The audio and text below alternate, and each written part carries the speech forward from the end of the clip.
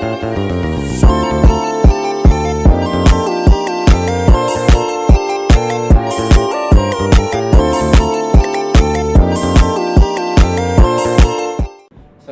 warahmatullahi wabarakatuh. Perkenalkan, nama saya Rangga Syahputra dengan NIM 230304241. Di dalam video kali ini saya akan membuat video tugas UAS dengan mata kuliah pengantar manajemen dan dengan dosen pengampu Bapak Iqbal Ahmad SDMM. Baiklah, saya akan memulai dengan materi yang pertama, yaitu tentang kebudayaan dan gaya manajemen. Kebudayaan ini adalah kebudayaan sistem nilai, norma, kepercayaan, dan praktik yang dimiliki oleh sekelompok orang dan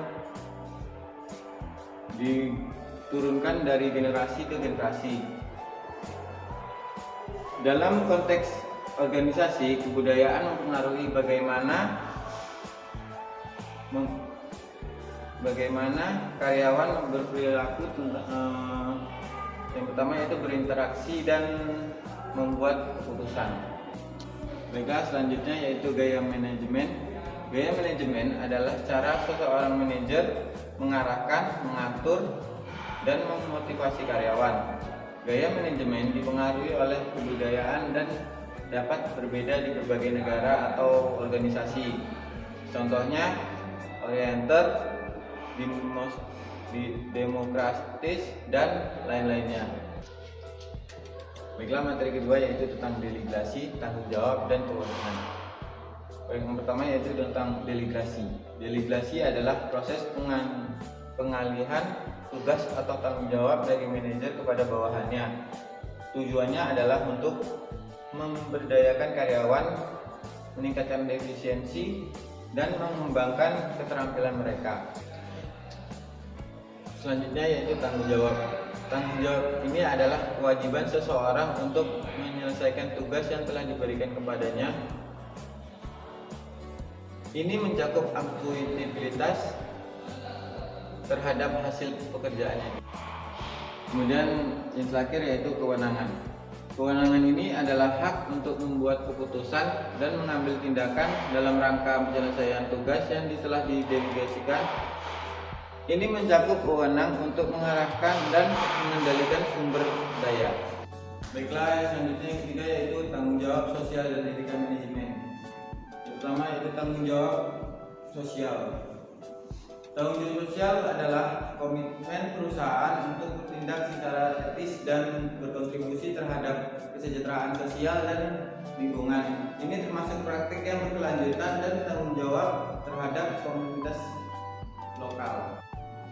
Sedangkan etika manajemen adalah prinsip moral yang memandu tindakan dan keputusan manajer. Etika ini mencakup kejujuran, integritas, keadilan, dan tanggung jawab. Baiklah, materi yang keempat yaitu manajemen pemasaran. Manajemen pemasaran ini adalah proses perencanaan, pelaksanaan, dan pengendalian aktivitas pemasaran untuk mencapai tujuan organisasi. Ini mencakup riset pemasaran, segmentasi pasar, pengembangan produk, penetapan harga, promosi, dan distribusi. Selanjutnya yang kelima yaitu motivasi. Motivasi ini adalah proses yang mengarahkan, mengingatkan, dan mempertahankan perilaku manusia menuju pencapaian tujuan yang telah ditentukan. Baiklah, materi yang keenam yaitu problem solving dan decision making. Problem solving atau pemecah masalah, proses untuk mengidentifikasi, menganalisis, dan menyelesaikan masalah. Langkah-langkah problem solving termasuk identifikasi masalah, pengumpulan informasi, analisis alternatif, pemilihan solusi, dan implementasi. Kemudian decision making atau yang sering disebut dengan pengambilan keputusan adalah proses pemilihan suatu alternatif dari beberapa pilihan untuk mencapai tujuan tertentu. Proses ini melibatkan identifikasi masalah, pengembangan alternatif, evaluasi alternatif, dan pemilihan keputusan. Baiklah, materi yang ketujuh adalah kelompok kerja dan komunikasi dalam organisasi. Yang pertama yaitu kelompok kerja. Kelompok kerja ini adalah sekelompok individu yang bekerja sama untuk mencapai tujuan bersama.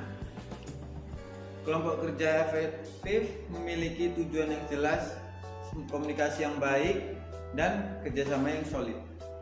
Kemudian komunikasi dalam organisasi. Proses pertukaran informasi antara individu atau kelompok dalam organisasi. Komunikasi yang efektif mencakup komunikasi verbal, nonverbal, tertulis, dan elektronik. Kemudian materi yang terakhir yaitu konflik. Konflik ini adalah perbedaan pendapat atau benturan antara individu atau kelompok yang dapat mengganggu pencapaian tujuan organisasi. Manajemen konflik melibatkan identifikasi sumber konflik, pengembangan strategi, resolusi, dan implementasi tindakan untuk menyelesaikan konflik. Baik, dapat disimpulkan bahwa kebudayaan dan gaya manajemen mempengaruhi efektivitas organisasi. Sementara delegasi, tanggung jawab, dan kewenangan adalah kunci manajemen yang efektif. Manajemen pemasaran, motivasi, problem solving atau pemecahan masalah, decision making atau pengambilan keputusan, kelompok kerja, komunikasi, dan manajemen konflik harus dikelola dengan baik untuk mencapai tujuan organisasi dan mengatasi tantangan. Baik, itu saja materi yang bisa saya sampaikan. Kurang lebihnya saya mohon maaf. Wabillahi taufiq wal hidayah. Wassalamualaikum warahmatullahi wabarakatuh.